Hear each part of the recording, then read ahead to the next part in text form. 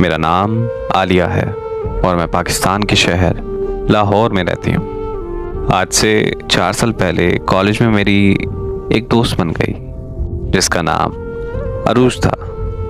अरूज को social media पर एक लड़के से बहुत मोहब्बत हो गई।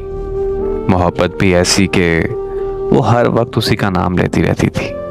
वो लड़का पाकिस्तानी था लेकिन 5 सालों से वो इटली में रह रहा था। एक दिन मैंने अरूज से बातों बातों में पूछा कि अगर तो वो लड़का तुम्हें ना मिला तो। मेरी बात सुनकर वो रोते हुए कहने लगी कि मैं अपनी जान दे दूंगी क्योंकि उसके बगैर मैं जीने का तस्वर भी नहीं कर सकती।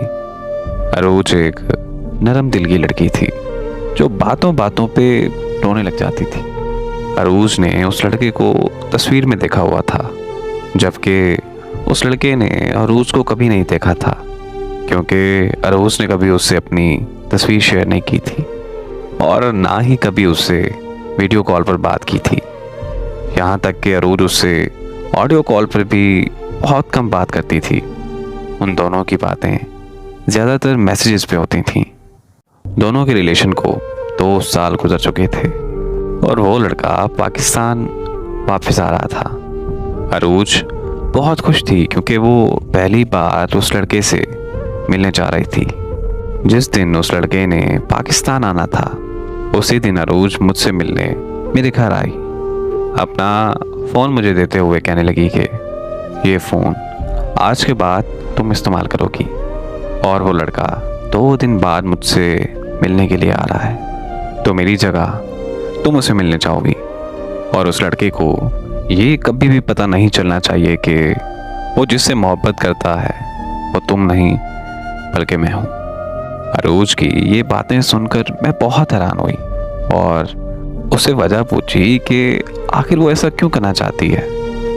उसने बताया कि उसे कल ही पता चला है कि उसे ब्लड कैंसर है और वो दुनिया में कुछ ही दिनों की मेहमान रह गई है और वो ये नहीं चाहती कि वो जिस लड़के से मोहब्बत करती है वो लड़का सारी ज़िंदगी उसके मौत के गम में रोता रहे।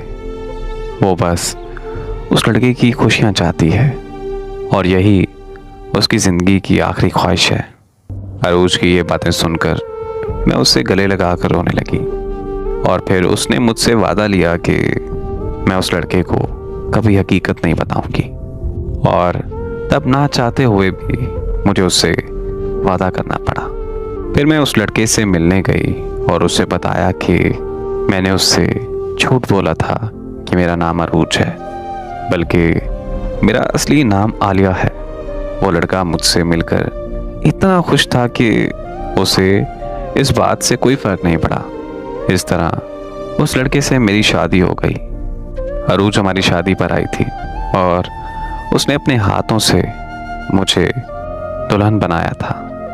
मैंने उसके पाँव पकड़े थे कि वो उस लड़के को सब कुछ सच बता दे या फिर मुझे बताने थे, लेकिन उसने मुस्कुराते हुए कहा कि देखो यार, मैं हंसी खुशी मरना चाहती हूँ और मेरी सबसे बड़ी खुशी तुम दोनों की शादी में है। मुझे आज भी उसकी वो कैफियत याद है जब वो हम दोनों को स्टेज पर बैठा देखकर सामने खड़ी नम आंखों से मुस्कुरा रही थी।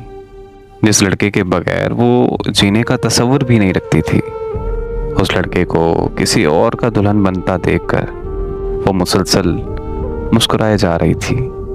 उस वक्त मुझे एहसास हुआ कि शायद वो मौत से पहले मर चुकी है, वरना एक जिंदा इंसान इतना सब कुछ बर्दाश्त नहीं कर सकता। मेरी शादी के 2 दिन बाद अरूज इस दुनिया से चली गई और खुदा की कुदरत भी क्या निराली चीज़ है कि उसी दिन एक्सीडेंट में मेरे शौहर की मौत भी वाक़ई हो गई। उन दोनों की मौत का एक दिन ही होना, उन दोनों का एक ही दिन नमाज जनाजा होना, उन दोनों की कब्र का साथ साथ होना कोई इत्तेफाक नहीं बल्कि उनकी सच्ची मोहब्बत की गवाही है।